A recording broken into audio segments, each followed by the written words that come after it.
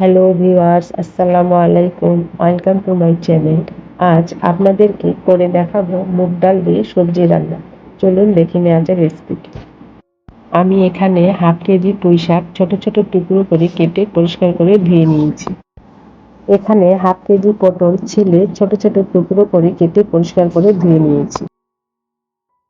এখানে 200 গ্রাম মুগ ডাল নিয়েছি আর নিয়েছি কাঁঠালের বিচি পরিষ্কার করে ধুয়ে হাফ বাটি নিয়েছি।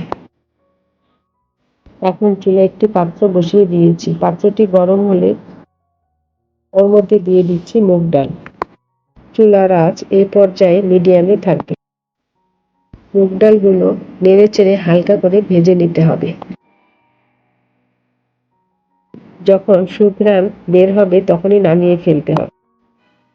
চুলায় পাত্র বসিয়ে দিয়েছি। এখন দিয়ে দিচ্ছি পরিমাণ মতো সয়াবিন তেল। তেল গরম হলে দিয়ে দিব 1 চা চামচ গোটা জিরা। এখন একটু নেড়ে দিতে হবে। জিরাগুলো ভেজে নেওয়া হয়ে গেল। এবার ওর মধ্যে দিয়ে দিচ্ছি হাফ কাপ পেঁয়াজ কুচি, দিয়ে ভালোভাবে নেড়ে চেড়ে দিতে হবে।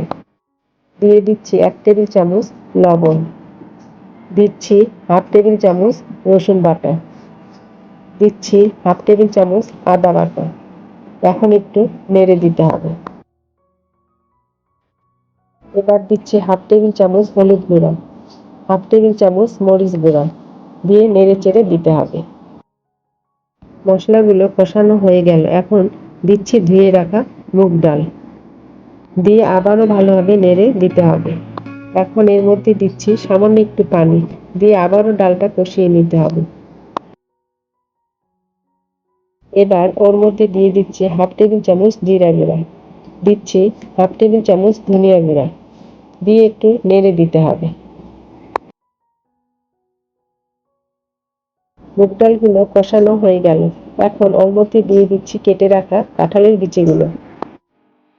কাঁঠালের বিচিগুলো একটু কষিয়ে নিতে হবে।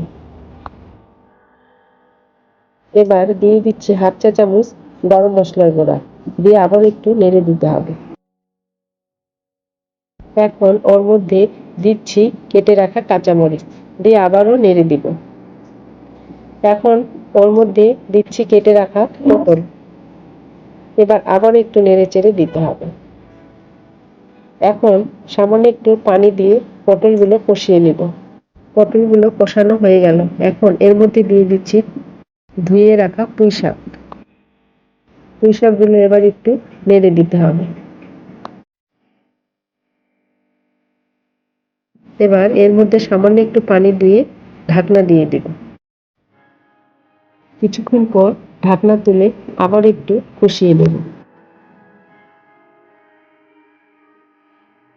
আমার সবজি কষানো হয়ে গেল। এখন ওর মধ্যে দিচ্ছি 1 কাপ পানি, দিয়ে একটু নেড়ে দিয়ে ঢাকনা দিয়ে দেব সিদ্ধ হওয়ার জন্য। কিছুক্ষণ পর ঢাকনা তুলে আবার একটু নেড়ে দিব। সবজিগুলো ভালোভাবে সিদ্ধ হয়েছে। তৈরি হয়ে গেল মুগ ডাল দিয়ে সবজি রান্না। সবজিগুলো এখন একটু বাটিতে তুলে নিচ্ছি।